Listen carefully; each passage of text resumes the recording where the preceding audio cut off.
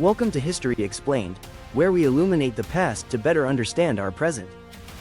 I'm your guide for this weekly journey, 7 days of global change in under 7 minutes. Today is Sunday, June 29, 2025. As we do every Sunday, we turn our focus to innovations and inventions, the breakthroughs transforming how we live, think, and create. This week, innovation didn't just mean faster or smarter. It meant bolder. It meant asking, what kind of future are we building, and for whom? We begin in Germany, where researchers at the Fraunhofer Institute announced a major leap in solid-state battery tech on June 24.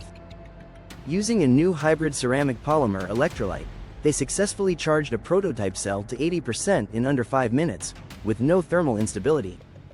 That's faster than most smartphones, and it could redefine the electric vehicle market. Think of it as the lithium-ion moment of the 1990s, except safer, faster, and greener.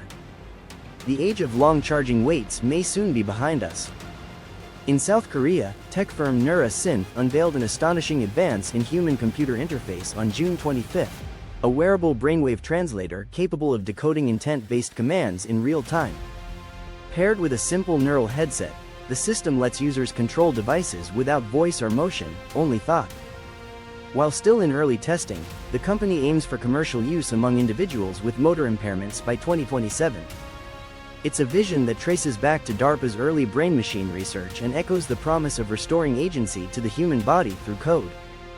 On June 26 in Canada, a biotech startup called CryoCore debuted the world's first organ preservation chamber using quantum-cooled nanoparticles to suspend donor tissue for up to 21 days, triple the current limit. For patients on transplant waitlists, this could mean a global expansion of organ-sharing networks, with compatibility prioritized over distance. It's the medical logistics revolution we saw with blood banks during World War II, reimagined for organs in the 21st century. Meanwhile, in Morocco, engineers at the Ouarzazate Solar Complex revealed a modular solar desalination plant that uses mirrored parabolic towers to generate clean water and electricity simultaneously. Installed near drought-prone villages, the system delivers up to 30,000 liters of drinking water per day, completely off-grid. Like the windmills of early industrial Europe or the rural electrification drives of the 20th century, this is infrastructure designed to uplift communities, not just power them. And finally, in New Zealand, on June 28, conservation technologists launched WildSense, an AI-enabled drone network for monitoring endangered species in dense forests. Unlike satellite imagery, the drones fly autonomously through canopy gaps, collecting high-resolution thermal and audio data. Already deployed in Fiordland and the Amazon basin, WildSense is being hailed as a game-changer for biodiversity protection. It's a marriage of wilderness and machine, where technology doesn't just document extinction, but helps prevent it.